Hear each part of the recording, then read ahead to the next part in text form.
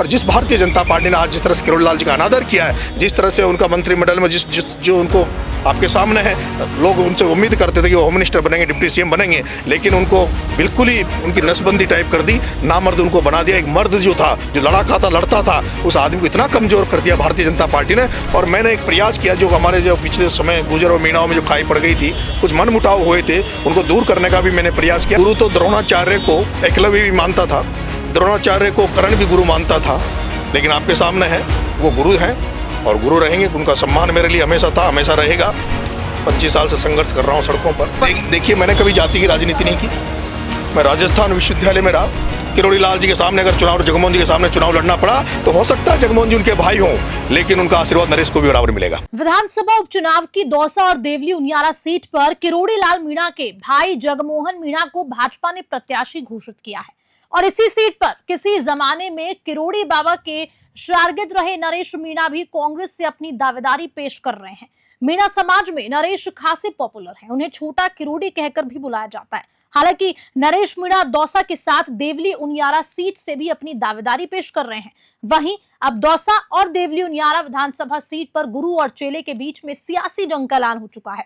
वहीं आपको ये भी बताते चलें कि नरेश मीणा ने संघर्ष की राजनीति भी गुरु किरोड़ी लाल मीणा से ही सीखी है। न्यूज़ 21 से नरेश मीणा ने खास बातचीत करते हुए अपने ही राजनीतिक गुरु को बड़ा चैलेंज दिया है। सुनिए। राजस्थान की 7 विधानसभा चुनाव पर उपचुनाव का बिगुल पूरी तरीके से बच चुका है, लेकिन अगर पूर्वी राजस्थान की बात करें तो देवली उनियारा और दौसा सीट जो कि हॉट सीट है, लेकिन यहाँ पर कांग्रेस के ऐसे कई दिग्गज उम्मीदवार हैं जो अपनी दावेदारी को यहाँ पर जता रहे हैं। लेकिन आज कांग्रेस वार रूम पर प्रदेश प्रभारी सुखविंदर सिंह रंधावा बड़ी बैठक ले रहे हैं। उससे पहले यहाँ पर युवाओं का बड़ा हुजूम नज़र आ रहा है और हमारे साथ इस वक्त जुड़े हुए हैं नरेश मीणा, जो कि पायलट गुट के समर्थक माने जाते हैं और अशोक गहलोत के भी बहुत करीबी हैं। बात करते हैं सर, सीट को लेकर के किस तरीके का क्या गणित है? आज हमारे राजस्थान प्रभारी आदरणीय रंधावा साहब राजस्थान आए हुए हैं और राजस्थान के सभी लीडर्स के साथ आज उनकी मीटिंग है आने वाले उपचुनाव टिकटों को लेकर। मैंने अपनी दावेदारी देवली उनियारा से उनके सामने पेश की है और मैंने सारे फैक्ट्स उनके सामने रखे कि हम किस तरह से चुनाव लड़ेंगे, किस तरह से हमारी ताकत है और किस तरह से हम चुनाव जीतेंगे। उन्होंने बड़े गौर से मेरी बात को सुना है और उन्होंने आश्वस्त किया है कि हम विनिंग कैंडिडेट को वोट टिकट देंगे, हम सर्वे की रिपोर्ट के आधार पर टिकट देंगे, हम ऐसे शख्स को टिकट देंगे जो कांग्रेस के लिए मजबूत हो सके और कांग्रेस को जीत दिला सके। मैंने उनको आश्वस्त किया है कि सर आप हम पर भरोसा करेंगे, विश्वास करेंगे तो मैं आपको गारंटी देता हूं कि हम देवली उनियारा और दोनों सीटों को आपकी झोली में जिताकर भेजेंगे। अच्छा, लगातार नरेश मीणा टिकट को लेकर के जो है वो दावेदारी को लेकर के लगातार प्रयासरत हैं। क्या इस बार मानते हैं कि ये आपका अंतिम प्रयास है या आगे भी आपके प्रयास रहेंगे? अगर मान लिया जाए कि टिकट अगर नहीं देती है तो ऐसे स्टैंड पर क्या रणनीति रहेगी? देखिए, ज़िंदगी बहुत लंबी है और 25 साल से संघर्ष कर रहा हूँ सड़कों पर। राजनीति और सामाजिक जीवन में आदमी को कभी रुकना नहीं चाहिए, थकना नहीं चाहिए। ज़िंदगी चलेगी जब तक ज़िंदगी है, लोगों के लिए काम करेंगे, मेहनत करेंगे और इस बार पूरा भरोसा है कि पार्टी मेरे पे विश्वास व्यक्त करेगी, पार्टी मुझे मौका देगी। अच्छा, जिस तरीके से नरेश मीणा लगातार युवाओं के बीच बने रहते हैं, क्या रणनीति है? क्या लग रहा है कि इस बार गैर गुर्जर को टिकट दे करके या नरेश मीणा को अगर देवली उनियारा पर उतारा जाए तो क्या समीकरण बैठेंगे? क्योंकि क्या लग रहा है आपको नरेश मीणा क्या यहाँ पर? देखिए, मैंने कभी जाति की राजनीति नहीं की। मैं राजस्थान विश्वविद्यालय में रहा, मैंने सोशल इंजीनियरिंग राजस्थान विश्वविद्यालय में भी की। राजस्थान विश्वविद्यालय में प्रभात चौधरी की मदद हमने की, मनीष यादव की मदद हमने की, हमने अंकित धायल की मदद की, हमने पूजा वर्मा की मदद की, हमने विनोद जाखड़ की मदद की।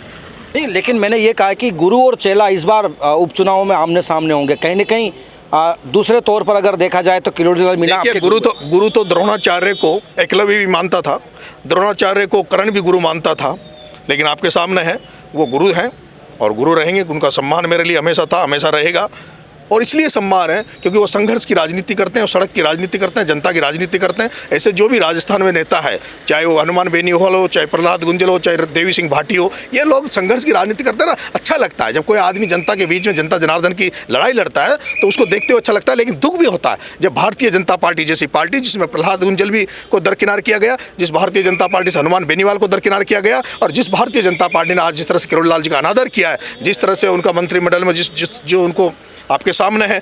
लोग उनसे उम्मीद करते थे कि वो होम मिनिस्टर बनेंगे, डिप्टी सीएम बनेंगे, लेकिन उनको बिल्कुल ही उनकी नसबंदी टाइप कर दी, नामर्द उनको बना दिया। एक मर्द जो था, जो लड़ाका था, लड़ता था, उस आदमी को इतना कमज़ोर कर दिया भारतीय जनता पार्टी ने। और भारतीय जनता पार्टी की एक कला है, भारतीय जनता पार्टी जितने भी मास्क लीडर हैं, जो भी मार्शल कौमें हैं, उनको हिजड़ा बनाना चाहती है। आपने हरियाणा का चुनाव देखा होगा कि इस तरह से जाटों के खिलाफ सबको लामबंद करके जातिवाद का जहर घोल के हरियाणा में भारतीय जनता पार्टी ने राजनीति करी, वहाँ जाटों की राजनीति को खत्म करने की कोशिश की, जाटों को खत्म करने की कोशिश की। ये इनका कला है। भारतीय जनता पार्टी का एक स्टेटस है। पहले धर्म की राजनीति करते थे, अब ये जाति पर आ गए, और हो सकता है आने वाले समय में गोत्र पे भी आ जाएंगे, गाँव ढाणी में भी ये फैल जाएंगे। देखिए, जब महाभारत का युद्ध था, बहुत सारे लोग जो दुर्योधन से एग्री नहीं करते थे, भीष्म पितामह, द्रोणाचार्य जैसे, कृपाचार्य जैसे लोग, विदुर जैसे लोग, लेकिन उन्होंने कहा था कि हम उससे बंधे हुए, सिंहासन से बंधे हुए, हमारा कर्तव्य अलग है, धर्म अलग है। लेकिन उसके बावजूद भी वो कौरवों के साथ थे। लेकिन उनका आशीर्वाद अर्जुन को था। किरोड़ी लाल जी के सामने अगर जगमोहन जी के सामने चुनाव लड़ना पड़ा, तो हो सकता है जगमोहन जी उनके भाई हों, लेकिन उनका आशीर्वाद नरेश को भी बराबर मिलेगा। अगर भगवान करे देवली उनियारा में मौका पार्टी दे दे, वहाँ से चुनाव लड़ने का मौका मिल जाए, और वहाँ की जनता अगर आशीर्वाद दे दे और वहाँ से बन गया, तो जिस तरह से वहाँ बजरी माफिया है, जिस तरह से बड़े बड़े माफियाओं ने वहाँ बजरी पर कब्जा कर रखा है, आम किसान को एक टोली रेत नहीं मिलती देवली उनियारा में, आम किसान का एक ट्रैक्टर, एक टोली पत्थर नहीं मिलता, और वहाँ बड़े धड़ल्ले से डंप पर चल रहे हैं भारतीय जनता पार्टी के थानेदार, खुली बंदियां ले लेके, और वहाँ खुले लोगों, अपने लोगों को मदद कर रहे हैं। उन सब की दुकानें बंद कर दूंगा। और जो भ्रष्टाचार, नरेश मीणा का एक सपना है, अगर जिस दिन एमएलए बन गया, आम जनता को 4 जगह काम पड़ता है। एक तो पड़ता थाने में, एक पड़ता पटवार घर में, एक पड़ता तहसील में, और एक पड़ता है बिजली घर में। जो मेन आम जनता, गांव में जो रहने वाली जनता, इनको इन 3-4 जगह काम पड़ता है। मैं कह देना चाहता हूं, अगर नरेश मीणा के रहते हुए ये जो 3-4 जगह जो मैंने बताई है, किसी को थाने में लूटने नहीं दूंगा, किसी को बिजली घर में लूटने नहीं दूंगा, किसी को पटवार घर में लूटने नहीं दूंगा। एक बार भगवान की उम्मीद कर रहे हैं, एक बार मौका तो मिले। देखिए, पार्टी राजनीति में उतार चढ़ाव चलता रहता है, परिस्थितियाँ बदलती रहती है, कभी किसकी चले, कभी किसकी नहीं चले। मुझे इस बार भरोसा है, लेकिन जिस तरह से मुझे इस बार पूरी कांग्रेस पार्टी का आशीर्वाद है, मुझे आदरणीय डोटासरा जी का विशेष आशीर्वाद है, मुझे रंधावा साहब का विशेष आशीर्वाद है, मुझे राहुल गांधी जी का आशीर्वाद है, मुझे खड़गे साहब का आशीर्वाद है, मुझे गहलोत साहब का आशीर्वाद है, मुझे भंवर साहब का आशीर्वाद है, मुझे जूली साहब का आशीर्वाद है, मुझे पायलट साहब का भरपूर आशीर्वाद है। ऐसे में टिकट मुझे मिलेगा, ये पूरी उम्मीद है। बीजेपी कह रही है कि 7 सीटों पर कमल खिलेगा। कमल कीचड़ में जाएगा। ये थे हमारे साथ में नरेश मीणा, जिन्होंने तमाम तस्वीरों से ये चीज़ साफ कर दी है कि अगर कांग्रेस पार्टी दौसा या फिर देवली उनियारा, इन दोनों सीटों पर अगर जहां पर भी पार्टी उचित समझती है, वहां से नरेश मीणा को दावेदार के रूप में खड़ा करे।